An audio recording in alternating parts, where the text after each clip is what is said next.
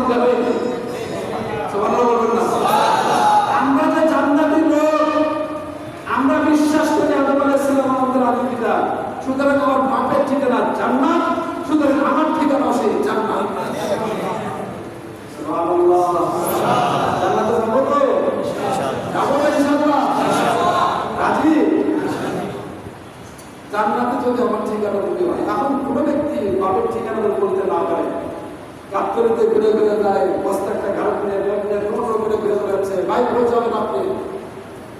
ভাই আমি তো যাবো। কোথায় যাবে? বলতে তো পারছি না। পাগল কোথাকার, তোর ঠিকানা বলতে পারিস না, বলি যাবো কোথায়? তাকে হবে? তাকে কি বলবে? আমরা বলবো কি বেতালের পাগল, ও ঠিকানা ঠিকানা নাই, যেখানে সেখানে থাকে বেড়াই।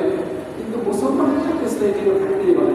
আপনি মুসলমান হয়, আমি মুসলমান হয়, যদি আমার ঠিকানা নেই, ওই রকম যদি কথা বলি, তাহলে আমি কি বেতাল হবো? বাপের ঠিকানা যাইতে পারে সম্ভব? সম্ভব? ওই বাপের ঠিকানা যাবো, সেই ঠিকানা ঠিক করে নেবো আজকে ইনশাআল্লাহ। সেই ঠিকানা আমাদের কাজ করবো, সেইভাবে আমরা চলাফেরা করবো। যদি না করি, না যেতে পারি, বলতে না পারি, তাহলে বাপের ঠিকানা না জানলে, বাপের পরিচয় না জানলে কেউ বলে সাহস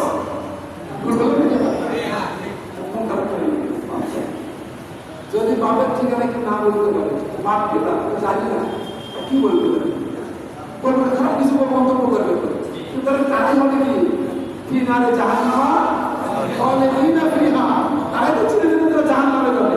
আমার ঠিকানা জান্নাত, আমি জান্নাত দেবো। এখন জান্নাত পাই পাই করে এখান থেকে যাবেন না বাপের ঠিকানা। সিনেমা তো এখান থেকে বাচ্চা হবে, কিন্তু এদিকে আলোচনা হুজুর কিছু করবে, আমি আল্লাহ মাস্টারদের পানি কিছু বলবো, কিন্তু মূল আলোচনা কিন্তু এখান থেকে এগুলো হচ্ছে বলেন। তাহলে আমি যাবো আসলে তো এই আলোচনার উদ্দেশ্য আমাকে জানাতে যাওয়া, এই আলোচনার উদ্দেশ্য আমাকে আল্লাহকে রাজি করা, পুরো ইসলামিক তর্কের মধ্যে জীবন বাস্তবায়ন। তাহলে এখন বলেন জান্নাতের গুরুত্ব কিনা মাপছে এখান থেকে? বাড়ি করতে আমরা বাড়ির এরিয়া মাপি, সব কিছু মাপি, দূরত্ব মাপি, বাথরুম কোথায়, সব কিছু ঠিকানা করি, কিন্তু আমার স্থায়ী ঠিকানা যে জান্নাত, সে জান্নাতের গুরুত্ব প্রায় মাইল কয় কিলো কে ঠিকানা মাপছি না? আমরা মাপছি? আসেন একটু অল্প একটু মাপি না, মাপতো অল্প একটু মাপি, অল্প একটু সময় আসতে হবে। এই পৃথিবীটা সমগ্র পৃথিবীটা আছে কয়টা দেশ নিয়ে? কয়টা? 200, কেউ বলে 6, কেউ বলে 6, কেউ বলে 28, যেটাই হোক হোক, এতগুলো দেশ নিয়ে যদি পৃথিবীটা হয়, এই পৃথিবীটা সঠিক বলতেছি, এই পৃথিবীটা হচ্ছে আল্লাহ রাব্বুল আলামিন যে সূর্য তৈরি করছে, সূর্যটা কয় গুণ বড়? কয় গুণ? 13 লক্ষ। আপনি একটু চিন্তা করবেন, কিন্তু আপনি যদি মাথাটা বুঝতে হয় তাহলে বুঝবেন না। একটু খেয়াল রাখেন, জান্নাত বিশাল পৃথিবী, বিশাল পৃথিবী আমরা তৈরি করছে। এই বিশাল পৃথিবীর চেয়েও যে সূর্যটাকে আমি একটা প্লেটের মতো দেখি, এটা বড় একটা প্লেটের মতো দেখি, ঠিক না? আপনি যে আমাদের প্লেটগুলো আছে না, এই প্লেটের মতো দেখা যায়, এত বড় একটা দেখা যায়, এই একমাত্র এই প্লেটগুলো একটা সূর্য। আল্লাহ নাকি সূর্যটাকে এই বিশাল পৃথিবীর চেয়ে 13 কোটি গুণ বড়। কত? 13 কোটি গুণ সূর্যটা বড়। এই সূর্যটার চেয়েও আল্লাহ কিছু তারকা রাজি, কিছু তারা তৈরি করছে, যে তারার নাম একটা হচ্ছে ব্যাটাল 30 বলে, প্রাক্সিমা সেন্ট্রালি বলে, আলফা সেন্ট্রালি বলে। পৃথিবীর যে সবচেয়ে নিকট একটা তারা প্রাক্সিমা সেন্ট্রালি, এই বলছে ব্যাটাল 30 একটা তারা এই পৃথিবীতে আসমানের নিচে আল্লাহ তৈরি করছে। এইটা নাকি পৃথিবীর যে সূর্য 13 লক্ষ গুণ বড়, আবার 13 লক্ষ গুণ সূর্যটার চেয়েও 13 লক্ষ গুণ সূর্যটার চেয়েও 31 কোটি গুণ বড় বলে একটা তারা। যে সূর্যটা পৃথিবীর চেয়ে 13 লক্ষ গুণ বড়, একটা তারাকে নাকি আল্লাহ তৈরি করছে ব্যাটাল 30। এটা নাকি ওই সূর্যটার চেয়েও 33 কোটি গুণ বড় করেছে। 33 কোটি গুণ বড় তারাটা এইরকম 500 বিলিয়ন টাকা দিয়ে 500 বিলিয়নের হিসাব জানি আমরা, হিসাবটা একটু পরে করে যা কয়েক কোটি 100 কোটি 1 বিলিয়ন নাকি 100 মিলিয়নে 1 বিলিয়ন, 100 মিলিয়নের সম্পদ 1 বিলিয়ন, তাহলে এত এইরকম 500